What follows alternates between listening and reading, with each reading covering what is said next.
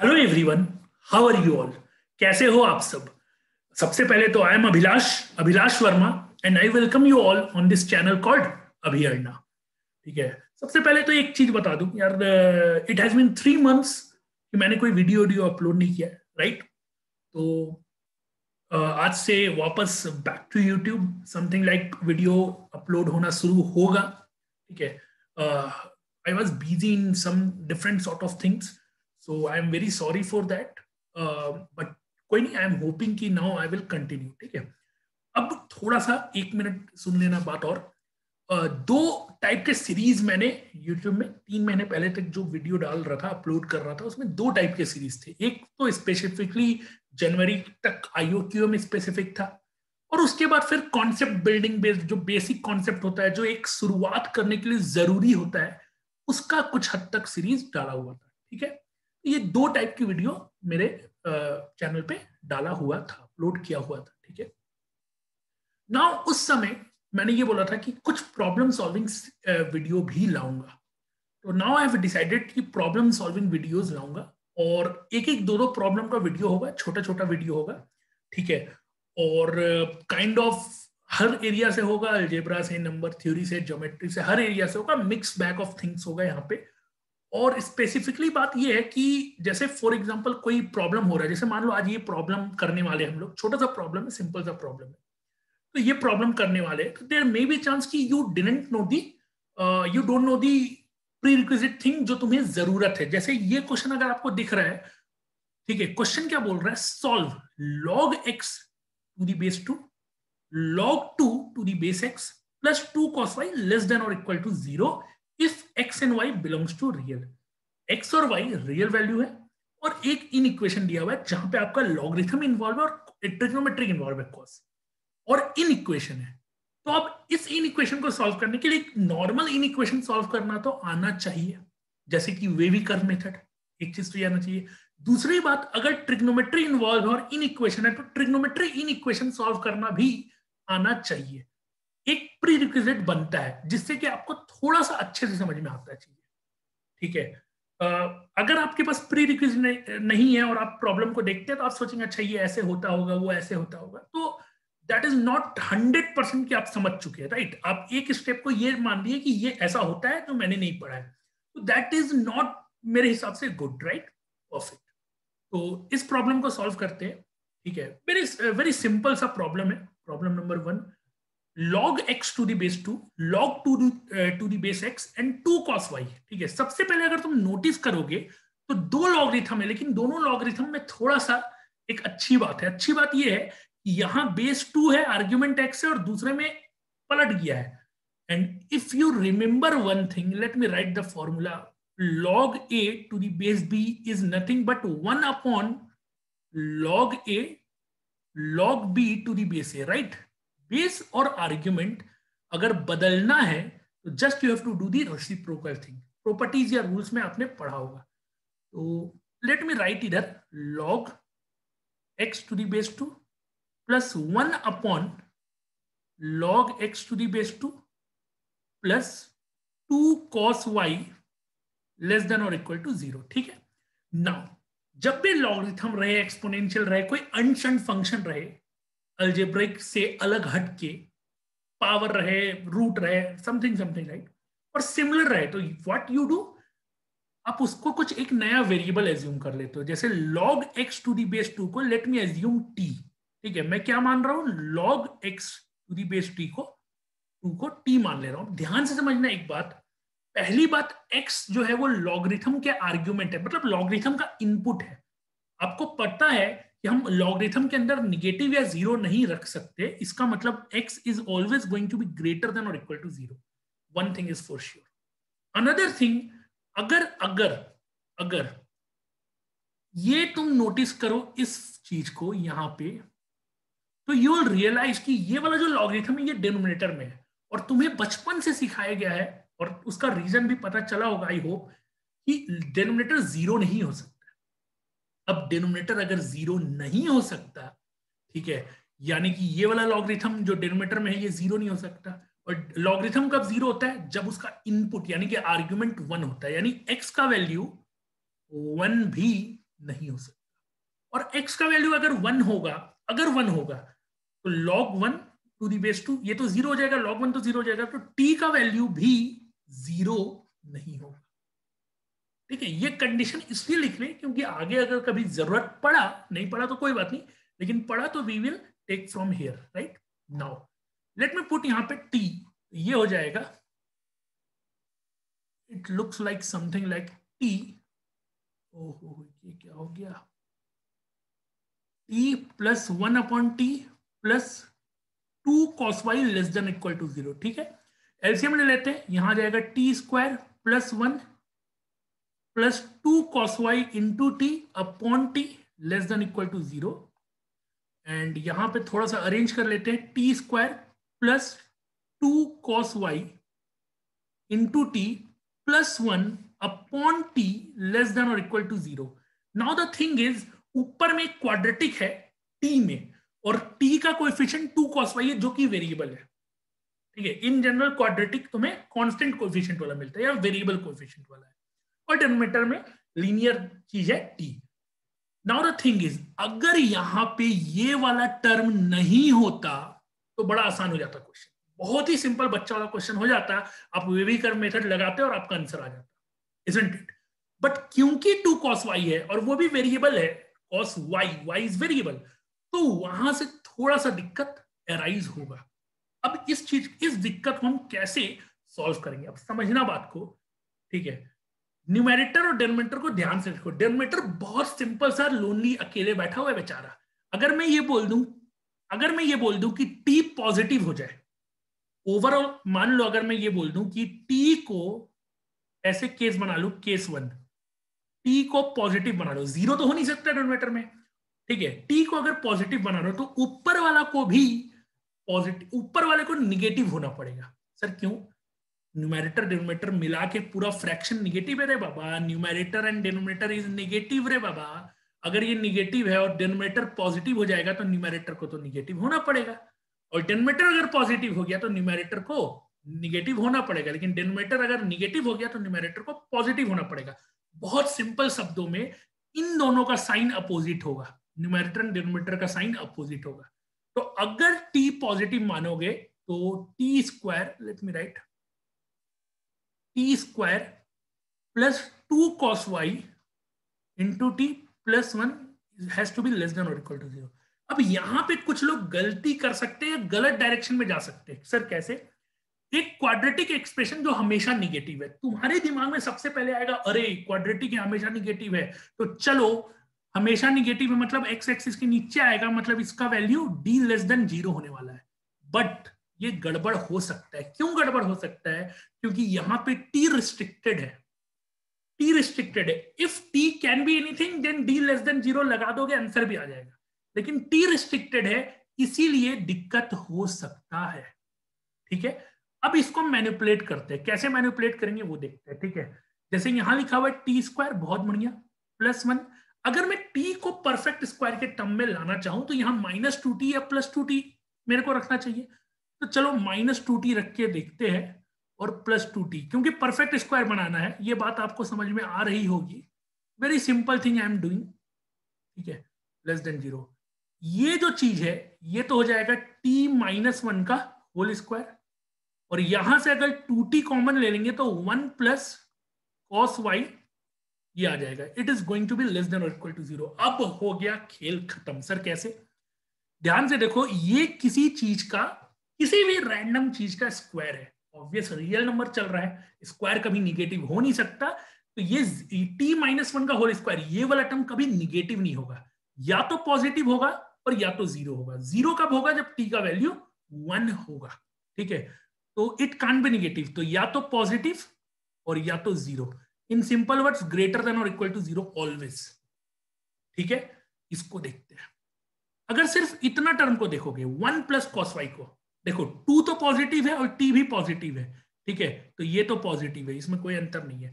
1 plus cos y को देखोगे तो बहुत बचपन से आपको पढ़ाया गया कि cos y का वैल्यू कभी भी 1 से बड़ा नहीं हो सकता, 1 या 1 से छोटा होगा, और -1 से या बड़ा या बराबर होगा। ये चीज आपको पता है कहानी। ठीक है, ये चीज आपको पता है। तो अगर cos y का वैल्यू, ये जो टर्म ही निगेटिव कब होता है? जब cos y का वैल्यू -2 हो जाए, जो कि कभी नहीं हो सकता, isn't it? तो cos y is always lies between 1 and -1, right? इनके बीच में कोई वैल्यू cos y के बदले पुट करोगे तो हमेशा पॉजिटिव देगा, और अगर -1 पुट कर दिए तो 0 देगा, यानी या तो ये पॉजिटिव होगा और या 0 होगा। ओवरऑल देखोगे तो ये टर्म भी, जो दूसरा वाला टर्म आ रहा है, ये भी निगेटिव कभी नहीं हो सकता। It is always going to be greater than और इक्वल टू 0। यानी कि ये जो एक्सप्रेशन लिखा हुआ है, ये जो एक्सप्रेशन लिखा हुआ है, इसमें LHS कभी निगेटिव नहीं हो सकता, या तो 0 होगा या तो पॉजिटिव होगा। लेकिन RHS बोलता है कि भैया ये तो 0 से कम या 0 के बराबर होगा।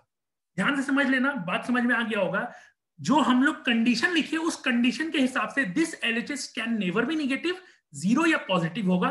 और ये पूरा स्टेटमेंट को पढ़ेंगे RHS के साथ तो यू विल अंडरस्टैंड, ये स्टेटमेंट बोल रहा है कि ये पूरा जो LHS है ये या तो निगेटिव या तो 0, यानी कि दोनों कंडीशन को सेटिस्फाई करते हुए एक ही कंडीशन बचता है, और वो है कि ये पूरा पूरा 0 हो, ये 0 हो।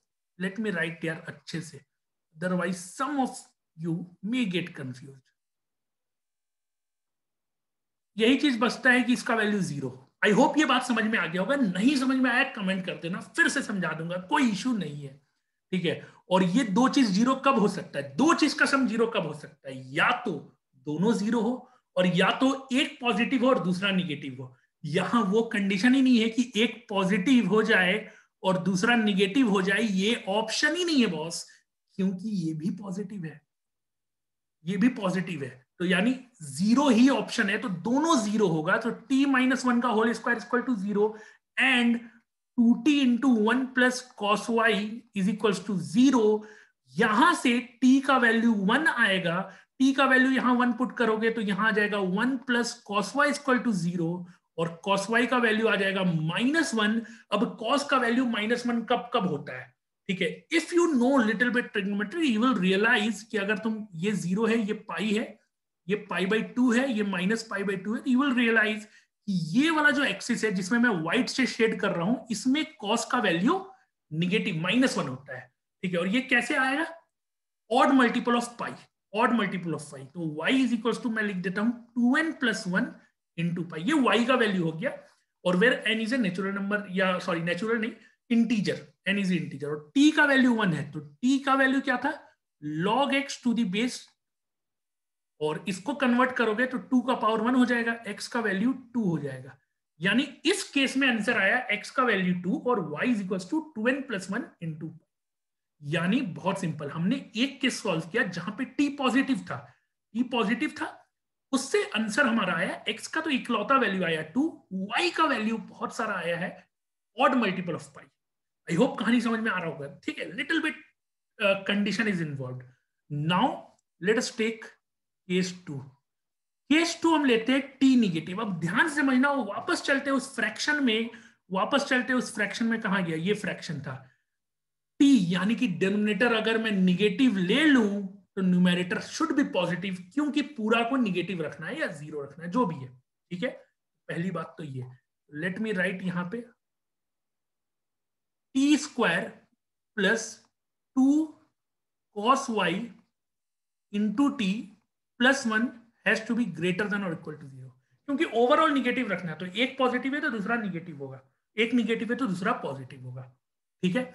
यहां पे भी हम वही काम करने की कोशिश करते हैं जो पुराने में किए थे, परफेक्ट स्क्वायर बनाने की कोशिश करते हैं। t² + 1 + 2t - 2t + 2 cos y into t greater than equal to 0, ठीक है। यहां पे अगर ये बनाएंगे तो ये तो अपना आ जाएगा t + 1 का होल स्क्वायर, ठीक है, माइनस, अगर -2t कॉमन ले लोगे तो ये आ जाएगा 1 - cos y। हाँ, there may be certain confusion इस स्टेप के बाद तुम्हें कि सर आप एक बात बताओ, आपने पहले वाले केस में परफेक्ट स्क्वायर जब बनाया था तो t-1 का होल स्क्वायर लिखा था। मैं बोलूंगा बहुत बढ़िया, हाँ मैंने लिखा था। तो सर आप यहां पे t + 1 का होल स्क्वायर क्यों लिख रहे हो? Are you getting my point? What can be the confusion? Confusion ये आ सकता है कि केस 1 में सर आपने t + 1 नहीं t-1 का होल स्क्वायर बनाया था, यहां देखो, और यहां आप t + 1 का बना रहे हो। मेरा आंसर ये रहेगा, आप t-1 का यहाँ पे बना के देख लो, कोई इश्यू नहीं है। लेकिन जब ये कंडीशन सॉल्व करने जाओगे ना कि कौन पॉजिटिव है कौन नेगेटिव, तो वहां पे कॉम्प्लेक्सिटी बढ़ जाएगा, वहां पे दिक्कत आ सकती है, ठीक है। तो इसीलिए यहाँ पे मैंने t+1, जैसे t+1 लिखा है ना, तो यहाँ पे कोई कॉम्प्लेक्सिटी नहीं आएगा। ये देख लेना। सर कैसे नहीं आएगा, अभी बताता हूं। किसी भी चीज का स्क्वायर हमेशा पॉजिटिव होता है, किसी भी चीज का स्क्वायर हमेशा पॉजिटिव होता है, इजंट इट? नाउ निगेटिव नहीं हो सकता, जीरो हो सकता है, ठीक है। You can tell zero also. तो it is always going to be greater than और equal to zero in simple words. अगर यहां देखोगे, यहां देखोगे, यहां देखोगे, यहां देखोगे, कहां गया, यहां देखोगे, टी तो निगेटिव है, T is negative, two is positive और माइनस लगा हुआ है। तो ये जो टर्म है माइनस लेके, ये तो पॉजिटिव होगा, माइनस लेके ये तो पॉजिटिव होगा। टी तो जीरो हो नहीं सकता, निगेटिव है। देखो टी का वैल्यू मान लो -1 है, तो -1 इंटू -2 प्लस हो जाएगा, पॉजिटिव। और अगर तुम इस टर्म को देखोगे तो अगेन आई एम राइटिंग कि cos y का जो वैल्यू है वो -1 से 1 के बीच में होता है। यानी cos y का वैल्यू या तो 1 से छोटा होगा या 1 बराबर होगा, 1 से बड़ा नहीं हो सकता। और 1 से बड़ा नहीं हो सकता तो ये टर्म भी निगेटिव नहीं हो सकता, तो ये भी पॉजिटिव होगा। Are you getting my point? तो ये माइनस साइन के साथ ये पूरा टर्म भी पॉजिटिव या जीरो हो सकता है, क्योंकि cos y का वैल्यू 1 तो हो ही सकता है। Late me right greater than और इक्वल टू 0। आई होप यहां पे कहानी समझ में आ गया होगा। मतलब हम लोग यहां तक सॉल्व कर चुके हैं, और ये देखो दोनों का sum greater than equal to 0 दिया हुआ है, तो इट डज नॉट मैटर कि मतलब हम लोग सही कर रहे हैं, ठीक है। कोई कंडीशन यहाँ पे अलग से नहीं बना, बस हम लोग को ये समझ में आ गया कि t+1 का value is always going to be greater than और इक्वल टू 0। और दूसरा ये जो माइनस साइन के साथ है, -2t into 1 minus cos y into 1 minus cos y has to be greater than और इक्वल टू 0। ये अभी कंडीशन निकाले हैं। अगर तुम पहले कंडीशन को थोड़ा ध्यान देके सॉल्व करना चाहो तो you will realise it does not matter. t का वैल्यू मैटर ही नहीं करने वाला। सर क्यों नहीं करने वाला? क्योंकि t का कुछ भी वैल्यू रखोगे ये कंडीशन हमेशा सही होगा। t का कुछ भी वैल्यू रखोगे, t का यहां कुछ भी वैल्यू रखोगे, ये कंडीशन हमेशा सही होगा, है कि नहीं? तो यानी कि हमारा इसका आंसर ये हो जाएगा कि जो हमने माना है कि t का वैल्यू हमेशा निगेटिव रखना है, तो t has to be less than 0। एक चीज तो ये होगी। अच्छा यहां से you will realise one more thing, ठीक है। You will realise one more thing, very simple thing. t का वैल्यू लेस देन 0 है, मतलब log x to the base 2 का वैल्यू लेस देन 0 है। इसका अगर तुम ग्राफ बनाओगे ये देखने के लिए कि x का वैल्यू कहां का, मतलब x का वैल्यू क्या क्या रखे कि ये टर्म निगेटिव हो, तो ग्राफ कुछ ऐसे बनेगा, ठीक है। ग्राफ कुछ ऐसे बनेगा, यहां पे x का वैल्यू 1 रखना होगा क्योंकि log 1 पे 0 होता है। एंड यहां से बहुत क्लियर है, यहां से ये t का ग्राफ है, t is equal to log x base 2। और यहां से बहुत क्लियर है कि अगर हम x का वैल्यू ये रखते हैं, यहां पे ये निगेटिव है, यानी x का value we have to put this, only this. x का वैल्यू निगेटिव रख नहीं सकते लॉग के अंदर, और x का वैल्यू अगर 1 से बड़ा रखेंगे, x का वैल्यू अगर 1 से बड़ा रखेंगे तो गड़बड़ हो जाएगा, क्योंकि पॉजिटिव आंसर आ जाएगा। तो यानी x is going to be less than 1 and greater than 0। 1 रख नहीं सकते, 1 रखेंगे तो t 0 हो जाएगा, और t 0 होना अलाउड नहीं है। आई होप कहानी समझ में आ रहा होगा, ठीक है। तो यहां से आया x का वैल्यू 0 और 1 के बीच में, बहुत बढ़िया। नाउ अगर इसको हम देखें, ध्यान से देखते, इस वैल्यू को हमेशा पॉजिटिव रखना है, ठीक है। थोड़ा सा समझना, ये जो यहां पे क्या लिखा हुआ है, -2 into t 1 minus cos y greater than equal to 0। यहां पे t का वैल्यू निगेटिव है और यहां निगेटिव साइन पहले से, तो ये निगेटिव निगेटिव तो पॉजिटिव हो गया, इसको उड़ा दो क्योंकि ये तो पॉजिटिव है। यानी in simple words 1 minus cos y has to be greater than और इक्वल टू 0। cos y को इधर भेजेंगे तो cos y has to be less than और इक्वल टू 1, और विच इज ऑलवेज ट्रू, क्योंकि cos y में y का वैल्यू कुछ भी रख दो, कुछ भी रख दो, हमेशा वैल्यू 1 से छोटा होगा। हालांकि एक और क्राइटेरिया कि -1 से बड़ा होगा, but it does not matter to us. y का वैल्यू कुछ भी रख दो, 1 या 1 से छोटा होना ही है। यानी यहां से आंसर आ जाएगा y बिलोंग्स टू r। ये हमारा सॉल्यूशन कंप्लीट हुआ। समझना ध्यान से, 2 सॉल्यूशन आया, या तो x का वैल्यू 2, या तो x का वैल्यू 2, और या तो x का वैल्यू 0 और 1 के बीच में। अगर x का वैल्यू 2 है तो y का वैल्यू हो जाएगा 2n + 1 पाई। अगर x का वैल्यू 0 और 1 के बीच में है तो y बिलोंग्स टू r हो जाएगा। ये हमारा फाइनल आंसर हो गया, हमने इसे सॉल्व कर दिया। ठीक है, 1 या 2 आंसर नहीं आएगा, ऑब्वियस इन इक्वेशन है तो काफी आंसर आएगा। आई होप कहानी समझ में आया होगा। ठीक है, सिंपल था, बस थोड़ा कंडीशन बेस्ड क्वेश्चन था, और कंडीशन बेस्ड क्वेश्चन करने में ओलंपियाड कंडीशन बेस्ड क्वेश्चन देता है, ये तुम्हें भी पता है। तो चलो, आई होप समझ आया होगा। ठीक है, चलो, थैंक यू सो मच, और अब देखते हैं next problem number 2 next video में। चलो फिर, बाय बाय।